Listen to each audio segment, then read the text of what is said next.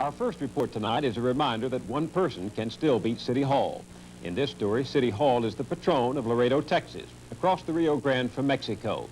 In Spanish, patron means sponsor, protector, a kind of godfather. For over 100 years, Laredo and Webb County have been ruled by a family of patrons, rich, powerful, feudal, and unbeatable, until now. Cruz J. Cabello, 35. This is the patron, J.C. Martin, boss of a political dynasty known down here as the Old Party.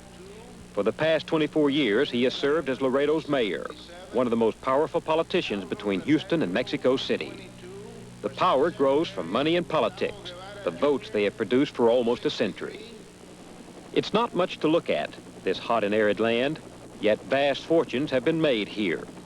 Martin's forebears arrived in the 1850s, and the family grew rich in land, trading, and cattle. Big gas and oil strikes are today the prime source of wealth. Martin owns some 70,000 acres, and through an estate controls thousands of others. He estimates his worth at $10 million. Political power grew with the fortune and the ability to manipulate thousands of docile poor people who couldn't speak English. Martin's father and uncle were patrons before him. He took over in 1954, inheriting an organization whose friends included governors in Austin and senators and presidents in Washington. Would you describe for me how the patron system grew up? The patron system you could compare to feudalism or something of that nature, that where one man or two men or a group of men had a control of jobs and businesses and stores and ranches and so on, and people got to looking towards those people for help, for guidance when guidance was needed. Was it possible, Mayor, in those early days to literally deliver several hundred or even several thousand votes to a candidate? Oh yes, very, very definitely so. It was possible to deliver 8,000 to 10,000 votes. And those 8,000 to 10,000 votes could actually make a difference not only in a county election, but in a statewide election. In a statewide election and in a district election. We'd look around and analyze the situation and try to decide what candidate would best serve the area, would best serve South Texas and so on. And that's the reason that we were able to deliver and make ourselves heard in the legislature and the state senate and then on into national politics. Was there really such a thing as a knotted string that helped the poor people vote? Bill, in the old days, there used to be all kinds of tricks to try to teach people how to vote. There used to be the marked ballot, of course, and this, what you're telling me about, yes, there used to be that in the old days. A person would measure from here to here is the one I'm going to vote for, and from here to here I'm going to vote for, and so on. There was that and all kinds of other tricks that people, some of them would try to remember, and some of them would learn to cast their ballot by, if you fold it at a certain spot, it's going to be the man you want to vote for, and so on. And that was part of the voter educational program of that day and time. Or it used to be that another thing, one of the other methods that we used, you'd have a big barbecue starting in the early morning and start drinking beer and having barbecue and something and get all the people together and have a pre-election rally, so to speak, and from there everybody would go to vote. And it makes a lot of difference when the polling place opens at 7 and by 8 o'clock you have 800 or 900 votes already voted, and it gives the candidate running a heck of a base, you know, and a heck of a lead. Did people want the patron system? There are certain people that feel an uncertainty about making their own selections. A lot of people don't like to make their own political decisions, although more do now than ever before. Enter Lawrence Berry, the man who took on City Hall. For years a drifter, a loner, hitchhiking from job to job, Ohio to California to Florida, and finally, 13 years ago, to Laredo, where he married a Mexican and settled down to run a printing shop. It sounds unlikely, but much of the responsibility for the troubles of Pepe Martin goes to him, to Larry Berry. Dear Mayor Martin, the undersigned, after considerable deliberation, have come to the conclusion that we have no choice but to request your resignation. During our citizens' audit, we have found conclusive evidence that millions of dollars of our hard-earned tax money have been squandered and deliberately siphoned off to various people. Since, according to the city charter, you are the chief executive of this municipal corporation, we feel that you must bear the responsibility for this situation. I feel that my resignation at this time would serve no useful purpose, so I will decline your request that I resign according to the dictates of your... Laredo, in so many ways a border town like any other. Of the 80,000 people here, 4 out of 5 speak Spanish better than English. Almost half live below the poverty line.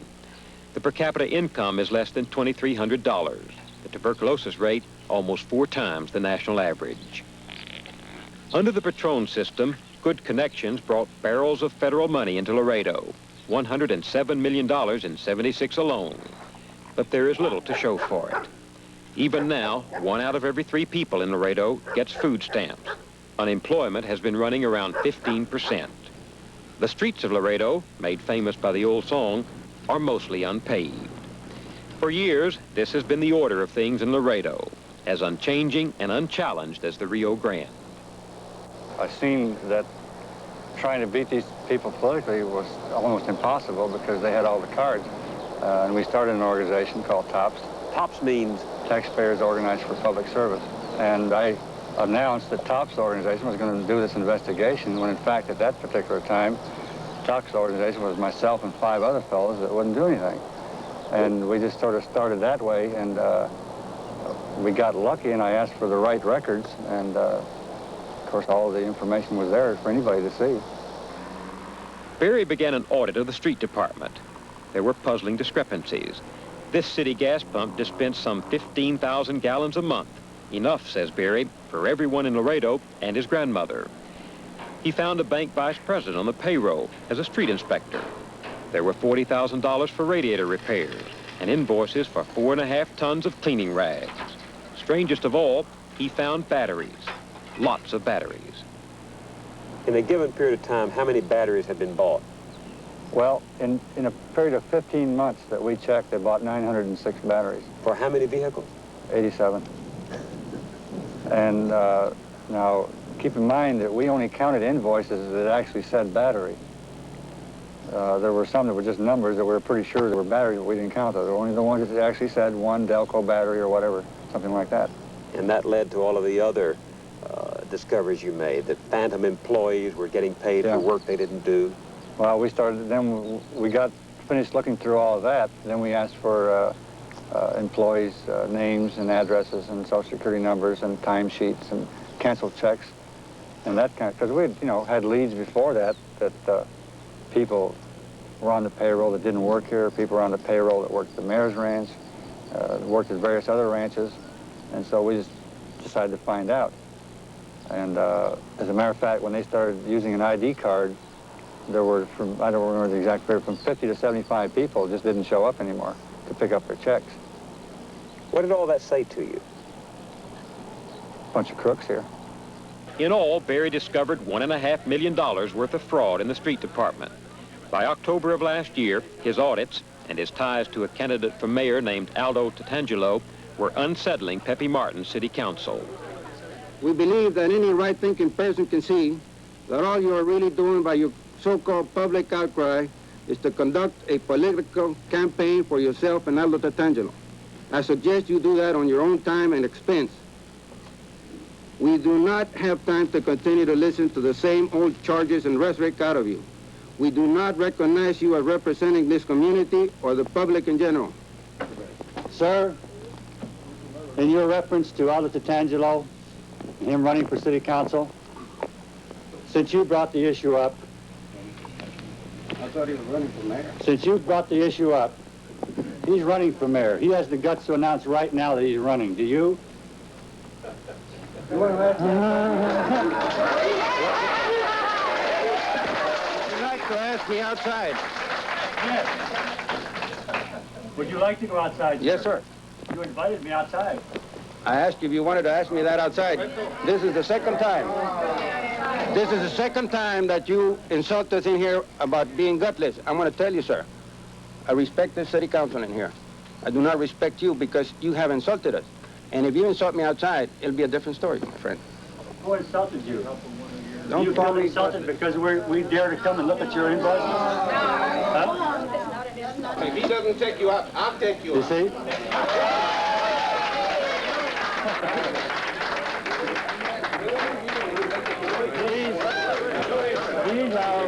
representatives. But Berry didn't let up.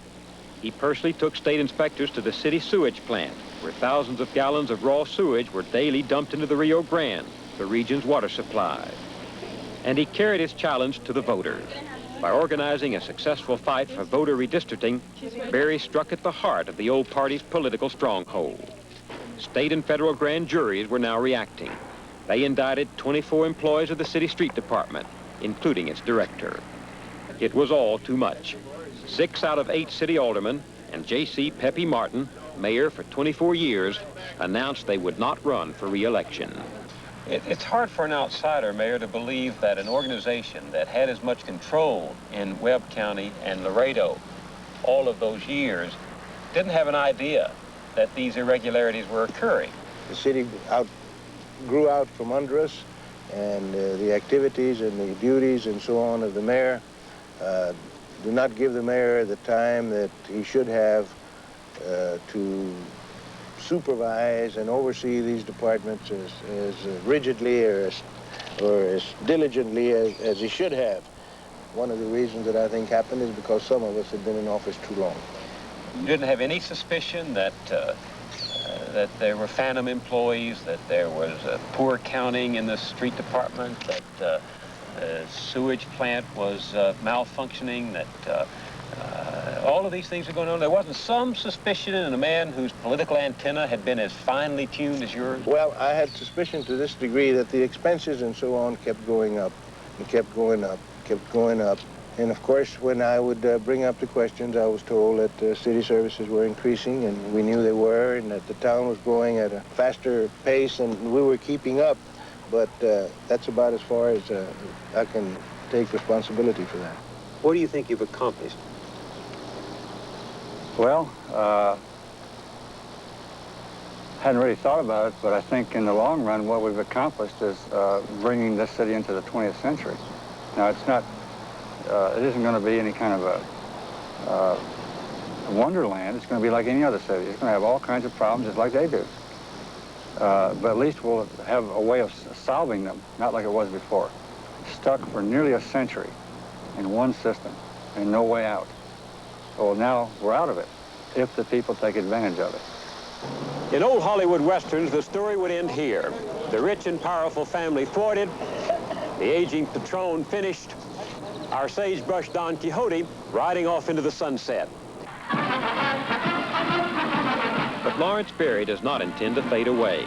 He has brought down a mayor. Now he intends to bring down a system. George Washington's birthday. For reasons no one can recall, the custom started long ago, this is the biggest holiday of the year in Laredo. There is a parade, dancing, parties, international ceremonies, more parties. Through it all runs politics. Oil men and congressmen, bankers and judges, ranchers, ex-governors and would-be governors drink and smile and give each other awards. Good old-fashioned Texas politics. The week's highlight, a debutante ball in colonial costumes costing thousands of dollars, hosted by George and Martha Washington. It's a survivor of that simpler time when power belonged to a closed circle of the privileged. Lawrence Berry, Berry the outsider, watches on television in the home of a friend. Well, sure, they'd have this thing every year, and they'd get all the politicals from South Texas that come over here and kiss the ring of the king here, whoever was king at that particular time. And they'd come down from Austin, they'd come down from Washington, and pay homage, as it were. Some of the big wigs around, the senators and so forth, they're sort of staying away this year because they have a dilemma. The political climate here is changing, and they don't know who's going to come out winner. Now, this is one of the big social events in Laredo. There are very few in a year, but this is one of the biggest social events. So if you weren't in on this, you just weren't accepted socially. You were just an outcast. And if you didn't do as they were told, your wife and yourself or your children just didn't get invited to these things. It's also a thing that just an ordinary person cannot get in on.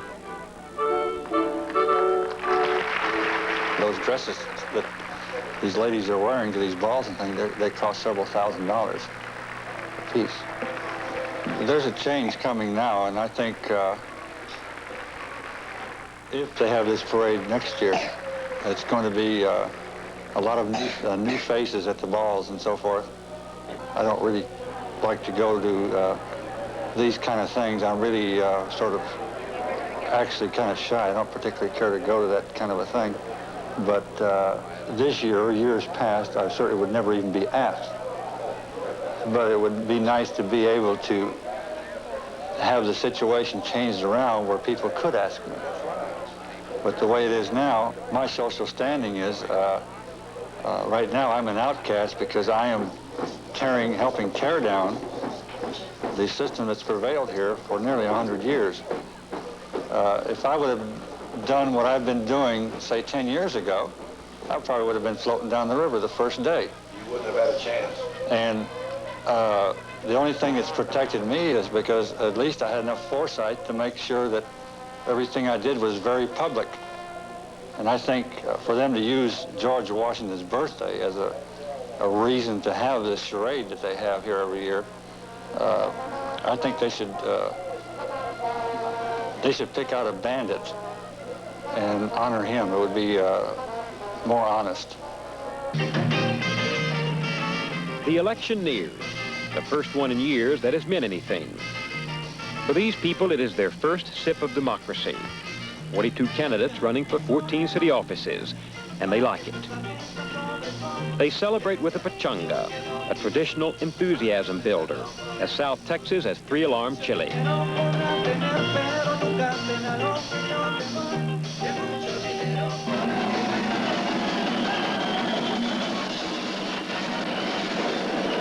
Do you like living in all this dirt and garbage?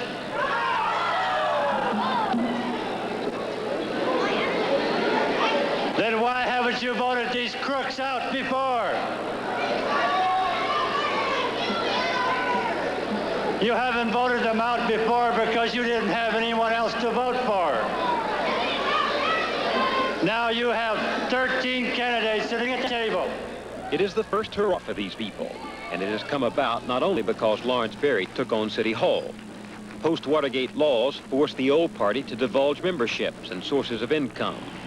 New money in town demanded its say, and the people themselves, ruled for years by an oligarchy, realized they were being taken. Now it is changing. They call it the Snake Pit, twice daily gatherings in the coffee shop of Laredo's tallest building. For years, friends of the Patron, the men who counted, the cronies, drank coffee and talked politics. One afternoon this spring, on the eve of the election, they talked history of the last Patron, of the way it used to be. I was sitting in his office, and he gets a phone call. The man was not able to make his payment on his house. And the Laredo Savings. No, Laredo Savings. The mayor's on the board down there, and he said, "Can you help me?" He said, "Oh, sure, I'll help you." I mean, this is the type of thing. I mean, they call him for everything, you know? Bill, one time the mayor was out of town. Of course, it didn't happen, but he was out of town, and I get a call at 11 o'clock at night. See, he's the head of the waterworks. He said, "Mr. Wahar, I've been trying to get hold of Mr. Martin." He said, "I can't get hold of him because he's out of town. I've been trying to flush my toilet for 2 days and he won't flush. So help me God, that actually happened." Do you think the people of Laredo are ready for all this democracy? I can't answer that, but because we haven't been through it in so long. But You haven't had that much democracy. no, we haven't had that much democracy, but we're having it this year. How can you be sure that when J.C. Martin is no longer mayor, that the new mayor won't be just another Patron, that the system won't perpetuate itself in another guise? It can't. It can't work like it did before, not as long as I'm here. And I think that even if I'm not doing it, I think there's enough people see how I did it. It's very simple. If there's anything complicated, just don't let the government do as they please. Watch them and question them. Learn a little bit about what the laws are and go over there and make them serve you. That's it. And one of the things that they didn't like me calling them was servants. They hated it. So I made it a point to call them servants. That's what they are. I don't work for them. They work for me. You're aware that some people say you're a mean SOB. Oh, yeah. A headline hunting, self-aggrandizing, autocratic, tenacious, disrespectful, abrasive, obnoxious man. All pretty true. If I'm at City Hall or talking to these crooked politicians, that's all true. Plus, you left out a few. Left out some, huh? Yeah. Do you have to be that way? Oh, yeah. Why? It's the only thing that worked. For the office of mayor, Fidel Ramirez received 58 votes. Election night. Mayor Martin executes his last official duties. His party will win only 4 of the 14 offices. Most embarrassing of all, Barry's man is the new mayor. The Patron system is failing. The Patron himself is through. In one last taunt, Barry sits in the audience and serenades him with an old Spanish song of goodbye. And I would much rather be the watcher than be the politician. So all the people that I support, they know me. And they've all been told that someday down the road, I'll be looking at your invoices, so be careful. So this is, you know, you have to have some loyal opposition.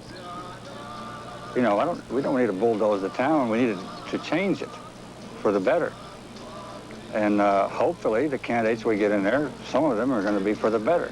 Some of them are going to be just as crooked as the ones we got now. I mean, that's just the name of the game. That's democracy. But hopefully we won't be stuck with the crooked ones for another 100 years. The next election, we can kick them out.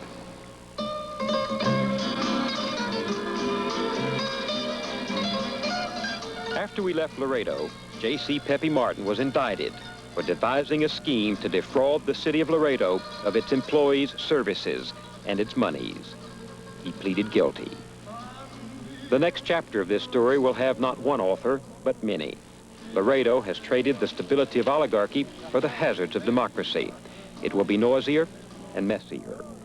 For where there is no Patron, the people have only themselves. Down here, that's a whole new adventure.